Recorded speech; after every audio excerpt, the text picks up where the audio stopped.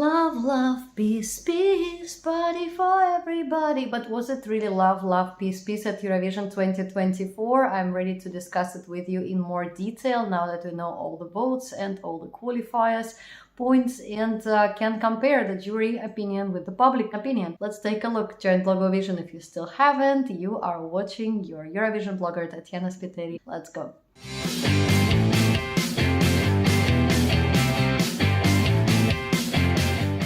One of the most controversial Eurovisions we have ever seen, guys. Let's just admit that. And as much as I have been visiting the press center and been to live Eurovisions, this one has been the most tense and the most accompanied by all kinds of talks and negativity, you know, behind the scenes. So hard, and it has been so horrible for us. State your name and your media house.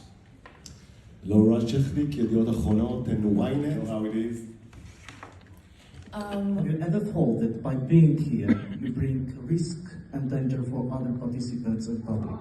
You don't have to answer that question if you don't want to. Why not? If you want to. If you want the war to end. This is not a question one. So there you go. Yeah. Israel and the Netherlands have fallen out. The Netherlands have actually said they're worried about safety. Israel say they feel safe. The politics of Eurovision continues. Too many sort of strange questionings in the back of the arena, too many interdelegation issues and questions, and unnecessary kind of requesting your political stance on the Israeli-Palestinian conflict. Like, we don't need that, guys. Eurovision is supposed to be, of course, it's just supposed to be uniting us by music, and in the end what it did is it brought many of the artists to tears, you know, by constant attacking behind the stage. You have seen Bambi Thug's video from Ireland, basically crying behind the stage because of the you know, questions and harassment outside the semifinals and finals, saying I'm sorry, F the EBU. Eurovision is the EBU. I don't even care anymore. Yeah, I hope Ireland is not going to get punished for saying this with the low points or no qualification in their next Eurovision. But I would think, you know, looking at the Netherlands situation, which we're going to discuss, that this can also be sort of retaliating at Ireland in the next Eurovision contest. Let's hope not. Of course, the incident, with the Netherlands, because that was just out of the blue, and yet we had to wait for so many hours to even know, like, are they going to come out on the Eurovision stage for the final? Because in the jury show the day before the final, we saw Joost Klein's video, of Europapa, recorded from the second semi-final. And that one was used for the final jury show. And yet people from all over the world, when they tried to vote, the votes for the Netherlands were not possible. And then it became clear that no matter what the broadcaster of the Netherlands suggested as solutions, they did not help come to a positive outcome, and Netherlands were just excluded from the contest altogether. What actually happened? Well, from what we saw later as EBU statements and people explaining the situation, who saw it almost personally or close to the delegations, there was no physical, apparently, attack, or maybe EBU wants us to think so, but there was this sort of threatening gesture or movement, maybe not even once, towards a certain camera person, female camera person, photographer from the EBU team by Joost Klein, and as a result, he was just disqualified from the show. If you ask me, that is extremely disproportional to what has actually happened, as a Russian blogger Ramin mentioned. Like, things can happen behind the stage. Let's say you even, you know, say something towards Martin Österdahl, the god of Eurovision, and you have a verbal fight or something. That is not the reason to exclude the country from the whole contest. That is your personal photographer or producer, whatever, to artist conflict. Solve it on that level, and do not exclude the country which has spent hundreds of thousands of euros from the show, which has put at least 3 months of preparation into it, which has involved a lot of delegations. We're also talking broadcasting the show in the Netherlands. Of course, you pay your membership and application fee, and then staging props and everything, everything, you know, it comes from 100,000 application fee per country. That's what countries pay to participate in Eurovision recently every year, to then adding all kinds of staging expenses, team, crew, accommodation expenses and whatnot. And it usually comes to around 200,000, 300,000 or more, excluding the whole country, the work of dozens of people, just because of the internal conflict between the photographer and the artist. That is super, not adequate to the situation. Yeah, you sue the artist, all right, yeah, and the suing process will continue, the lawsuit, quite long after the Eurovision has been over, but you do not interfere with the process in the sense that you exclude not just one person, but the whole team, delegations, staging people, producers, everybody, yeah, from this, and that also makes me think, will the Netherlands want to participate next year in Eurovision 2025?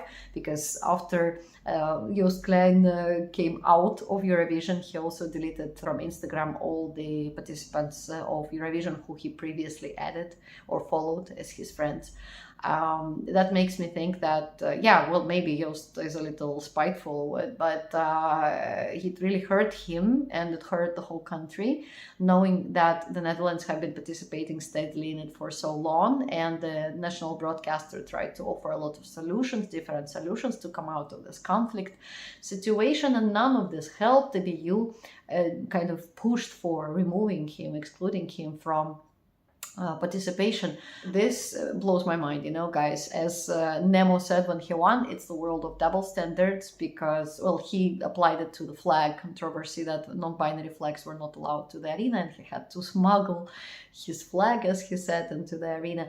That's one double standard thing, yeah, and no EU flags were allowed, for example, yeah, that was also caused a lot of scandals, but that concerns me less than the fact that for half a year there had been discussions about not letting Israel participate, and then EBU sort of refuted all these counter arguments and let them perform. What happens next is just a small conflict with some gesture towards a photographer. I don't know, probably Joost did something like get away or I will hit you or something, and that leads to the exclusion of the whole country in like a moment. You know what I mean? There should be some more consistency with the strictness of rules of EBU towards artists, and no surprise that then in the final the atmosphere was very bad, very spoiled. And we remember Luke Telk, our Lithuanian performer, Sylvester Belt, saying after the performance that this was one of the most painful experiences he's ever been part of. He said this is like the worst experience I had to go through, and that he would have preferred it to be finished with the semi-final for him, because he performed straight after Israel, and apparently there was so much tension happening behind the stage, and obviously booing the Israeli artist during the performance. The booing was so strong that you can press any arena video and you will see that Israel was heavily booed. But yeah, let's move on and talk about Croatia becoming the public winner, and many say the real winner of Eurovision 2024. My person's face the black. If you look at the scoreboard, you will see that not only was Croatia the public winner, Switzerland only came 5th with the voting of televoters. Last year we had a similar story with lots of jurors, like 30 of 30-something countries voting for Loreen, giving her 12 points steadily, jury after jury after jury. And this year, steadily, the votes went 12, 12, 12, 12, 12 points to Switzerland's Nemo.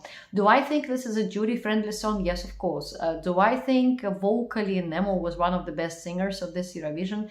Yes. Do I think the platform and everything was an interesting staging and definitely worth some kind of nod or applause? Yes.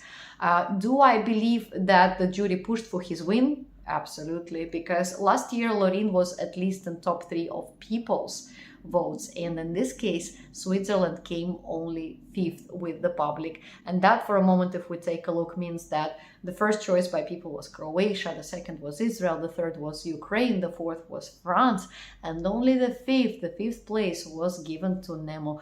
It means that certainly juries, not juries, EBU understood that it feels like, maybe it's a conspiracy theory, but it feels like they were given certain instructions, like you can choose whoever you want from 1 to 8 to 10, but 12 points should go to at least 10, but better 12 points should go to Switzerland. Maybe that's not how it was. Maybe I'm, stretching it a bit, but this is happening for the second year round, where the jury are insisting on a certain winner, and that winner becomes the overall winner, sort of. With Loreen, I don't have that much of an issue, although I would have preferred Cha-Cha-Cha to win last year. They definitely deserve to host it in Finland. But in that particular case, we all loved Loreen, we knew Loreen, we worshipped Euphoria. It's still one of favorite Eurovision winning songs of the majority of people I've talked to. But when your public winner is the first and the overall winner is your 5th choice, that already causes issues, in my personal opinion, because if not for jury, we would have had, if not Croatia, then Israel, if not Israel, then Ukraine, if not Ukraine, then France. And jury had to sort of push for stretch, for Nemo to stay on top. I agree with what Croatian Baby Lasagna said. He said, I don't care about the juries, people will come to my concerts, not the juries. Yeah, that's true, of course. Yeah, and he will surely be a public favorite for a long time since this Eurovision. And the moment that Baby Lasagna returned to his home country, to Croatia, he again had to appear in front of thousands of people who were welcoming him back and all dancing alone and singing alone. And I was like, oh my God, poor guy, his plane landed at 3:30 or something, and at 3 o'clock the National Zagreb Celebration show started, where he had to be brought directly, apparently, from the airport. Wow.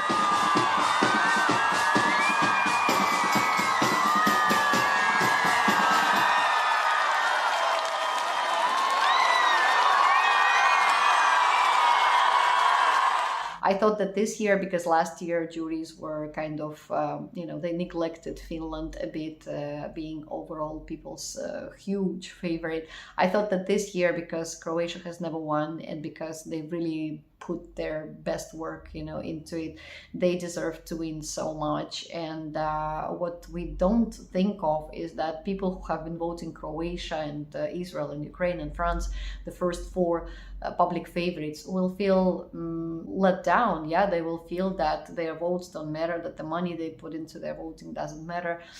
Their votes were unappreciated if the 5th choice became the overall winner. However, bookies also predicted Nemo to be in top 2. Yeah, they predicted him to be a possible winner, that is, of the whole Eurovision, and many of them were right, although until the end Croatia was predicted to win by the bookies.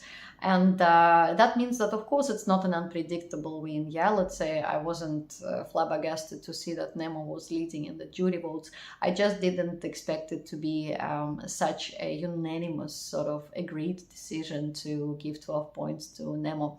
But maybe Nemo was your favorite, and sorry guys if I'm a bit harsh, but that's how I feel it. There are a lot of conspiracy theories around Eurovision, including Ukrainian Verka Serdyuchka, the famous 1, 2, 3, saying that in an interview that Eurovision victory is sort of not deserved, it's given. From year to year recently, we've just seen the countries that are sort of pre-agreed maybe to win and pushed for those 12 points. Yes, I do think so. I do think that there are so many financial factors in play, there are so many connections in play, that when it comes down to the potential 4 or 5 winners, EBU is in heavy talks with each of them about whether the country will be able to host, whether they agree to host.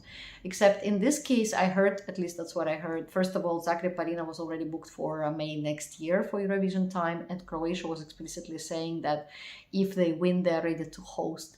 So that makes me upset, obviously, that there was apparently, more discussion going on about who else was able to host, and probably by some criteria it looked like, let's help Nemo win a little bit, because we want to host it in Switzerland next year. But I totally disagree with all kinds of protests saying that Switzerland is not like the rest of EU, it shouldn't be hosting because it's politically neutral, that it's weird that in the most political year, the most politically neutral country has won. No, it's not any of those reasons. It's just obviously Switzerland was extremely happy with this opportunity to host, and I believe, of course, there will be a great host of Eurovision. Last time they won was hell of a lot of years ago, so if I were the host of Eurovision in Switzerland, the broadcaster, I would definitely suggest some famous previous years Swiss artists to come out. I'm talking, of course, John Stiers and Tout l'univers. I'm of course talking Luca Hani and Dirty Dancing, Dirty Dancing.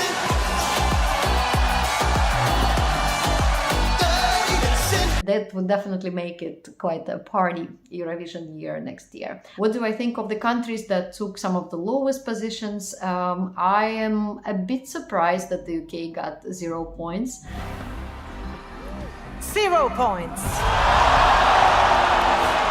I think there is still some kind of overall reluctance to give UK points, as long as you're not Sam Ryder, but at the same time, I was never a fan of the performance. Vocally, it was one of the weakest vocals, if not the weakest final vocals in this Eurovision, and with almost every step he took, Oli was like out of breath, and basically every word sounded forced.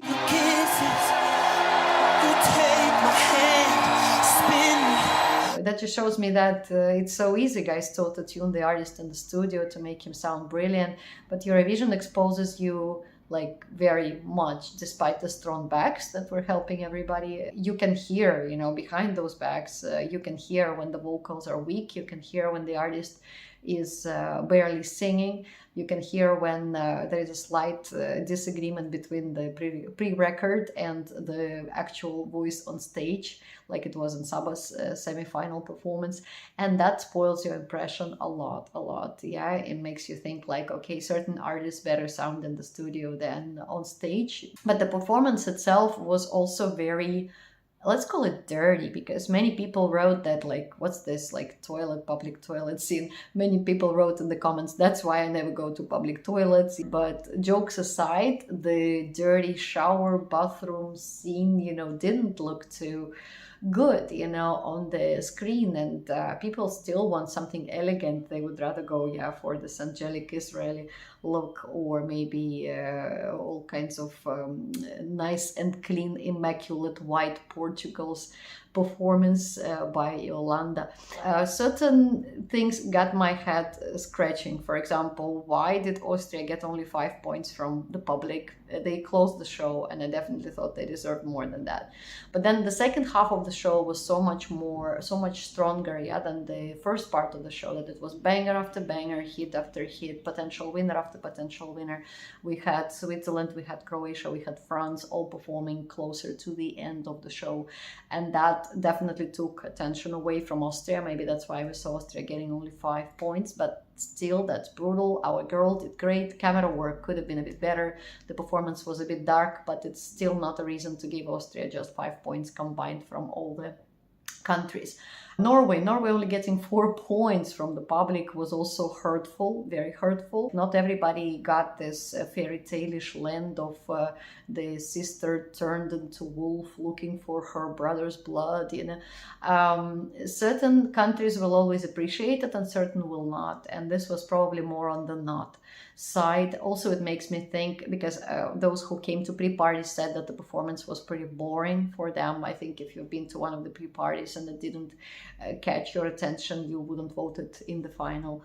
either. However, vocally, obviously our Goto was lovely, and the whole performance was quite strong. Throwing the guitar in the air was nice. Yeah, I don't have much, to say like why it landed so low. Apart from some other countries were simply stronger than Gote's Ulvehem. Many more surprises. Germany finally coming 12th of the top 5, of the big, 5, yeah, and they totally deserved it. More with the jury this time than with the public. In this case, I will side with the jury, but I will still agree that certain countries vocally were so underappreciated by jury, including Nuța Buzaladze, a firefighter of Georgia. Certain singers were given way too much, like Luxembourg was given many more points by the jury than vocally they should have.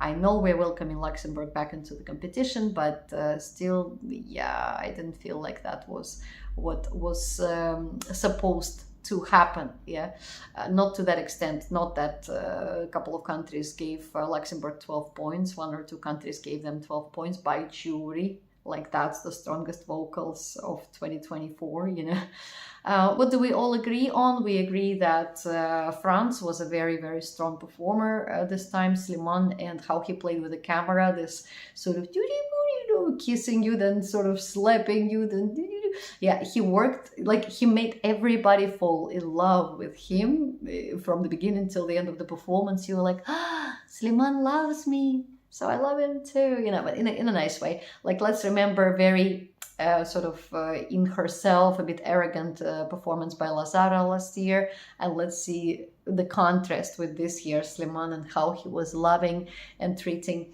everybody with love, love, peace, peace. And yes, that speech he made in the family show on the final day was so strong and needed and powerful that all of us in the press center just got up and clapped, because that was a moment that sort of increased the emotionality of the whole show when he made the speech about let's all stay peaceful. Everybody, I just need to say something. I dreamed about music. I dreamed about this dream, to be a singer and to sing peace. And I was wondering if he was going to pull that out also in the final, in the grand final, but probably EBU strictly told him to not do that in the final, or maybe he would lose some jury points like that already given to him the day before. Probably some sanctions would have followed. And of course, I cannot just walk away from the fact that juries definitely kept Israel at the bottom of the scoreboard, basically, just because they were afraid that with knowing that public was going to vote them up so high, and EBU knows that in the semi-final Israel got 40% of votes, at least as reported by Rai. I don't remember the exact number now, but Israel was the winner of the second semi-final. It wasn't Switzerland, it wasn't Europapa of the Netherlands. And seeing this, I believe EBU just played it so safe by agreeing with the juries of all the countries to basically keep Israel in the last 10-15 acts, because we then know that the public will vote them quite high, and we do not want to imagine the world in which Israel wins Eurovision 2024. Yeah, I'm brutal, I'm honest, this is, guys, I don't want to be sugarcoating the events. If Israel had won Eurovision 2024, they would start a revolution or something. Yeah, like, I cannot imagine it. And so EBU could not imagine it either. And they definitely prefer to be as safe as possible. And that means to cut the chances of Israel to win the whole show. And as a result, Israel came 5th. So yes, like every Eurovision, it is not immune to certain conflicts, background discussion, all kinds of disagreements. Somebody will prefer one winner, somebody will prefer the other, somebody will be hurt, somebody will be pumped up. Overall, very emotional, a bit unstable in terms of political correctness and whatnot, Eurovision, but I think we'll agree that it was a delight to watch in general, with a few unpleasant moments spoiling it. Thank you so much for watching me. Love, love, peace, peace, party for everybody. Peace, peace, love.